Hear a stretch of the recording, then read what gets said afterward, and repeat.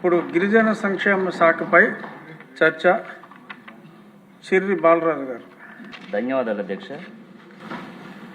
ST sub plan demands మీద మాట్లాడడానికి అవకాశం ఇచ్చినటువంటి మినిస్టర్ గారికి, అలాగే సీఎం గారికి, డిప్యూటీ సీఎం గారికి ప్రత్యేక ధన్యవాదాలు అధ్యక్ష.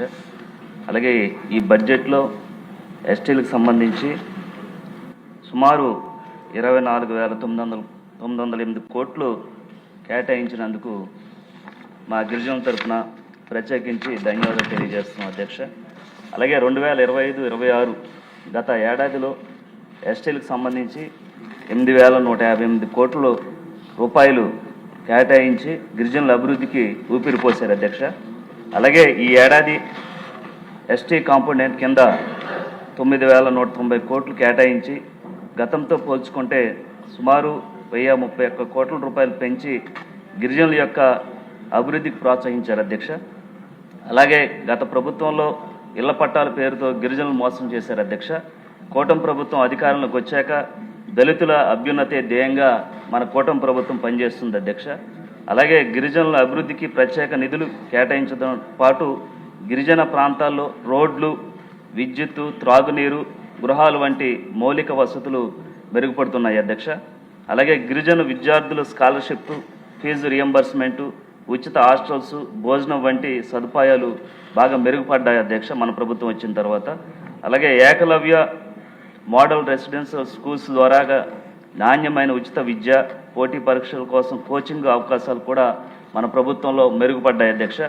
అలాగే పౌష్టికాహారం, గర్భిణీ మహిళలు, చిన్నపిల్లల ఆరోగ్య పథకాలు, ప్రత్యేక నిధులు మన ప్రభుత్వంలో అందరికీ కూడా బాగా అందుతున్నాయి అధ్యక్ష. అలాగే integrated tribal development agency ITD ద్వారాగా గిరిజన గ్రామాల్లో పాఠశాలలు, హాస్టల్స్, రోడ్స్, త్రాగునీటి సౌకర్యాలు వంటివి చాలా అభివృద్ధి చెందాయి అధ్యక్ష. అలాగే గిరిజన భూరక్ష, అటవీ హక్కులు అమలుకు పరిపాలన మరియు ఆర్థిక మద్దతు పూర్తిగా లభించింది అధ్యక్ష. గిరిజన మహిళలకు స్వయం సహాయ సంఘాల ద్వారాగా రుణాలు, ఆదాయ వృద్ధి చాలా మన ప్రభుత్వం వచ్చిన తర్వాత ఎక్కువ డెవలప్మెంట్ అయింది అధ్యక్ష. అలాగే కూటమి ప్రభుత్వంలో అధికారంలోకి వచ్చాక ఎస్టీలకు గృహ నిర్మాణానికి అదనంగా 75,000 రూపాయలు ఆర్థిక సాయం, PVTGS గృహ నిర్మాణాలకు అదనంగా ₹1,00,000 ఆర్థిక సాయం అందించాం అధ్యక్ష. అలాగే గిరిజన గూడాల్లో విద్యుత్తు పునరుద్ధరణ కోసం 84 చెంచు గిరిజన గూడాల్లో 2.22 కోట్ల రూపాయలతో పనులు స్టార్ట్ చేసాం అధ్యక్ష. అలాగే 3.45 కోట్ల రూపాయలతో BSNL టవర్స్ ప్రతి ఏజెన్సీ గ్రామాల్లో డెవలప్మెంట్ సిగ్నల్స్ కోసం ఈ BSNL టవర్స్ని ఏర్పాటు చేయడం జరిగింది అధ్యక్ష. అలాగే బాబు జగజ్జీవన్ రాయ్ పథకం క్రింద 200 యూనిట్లు ఉచిత కరెంటు గిరిజన గూడాలకి అందిస్తున్నాం అధ్యక్ష. అలాగే గిరిజన ప్రాంతాల్లో 1,005 కోట్ల రూపాయలు 1,069 కిలోమీటర్ల రోడ్లు మనం దిగ్విజయంగా పూర్తి చేసాం అధ్యక్ష. అలాగే అంబేద్కర్ విదేశీ విద్య పథకం క్రింద గిరిజనులు కూడా అందరికీ అందించే విధంగా ఈరోజు మనం పనిచేస్తున్నాం అధ్యక్ష. అలాగే ITDL ద్వారాగా తాగునీరు సరఫరా ప్రణాళిక రూపొందించి పూర్తిగా గిరిజన గుడాల్లో తాగునీరు ఎక్కడ కూడా ప్రతి ఒక్కరికి, ప్రతి గుడేళ్ళకి అందించే విధంగా తాగునీరు ముందుకు తీసుకువెళ్తున్నాం అధ్యక్ష. అలాగే ముఖ్యంగా ఈరోజు స్త్రీ శక్తి పథకం అరకు, పాడేరు వంటి గిరిజన గుడాల్లో కూడా ఈ ఉచిత బస్సును కూడా అమలు చేసాం అధ్యక్ష.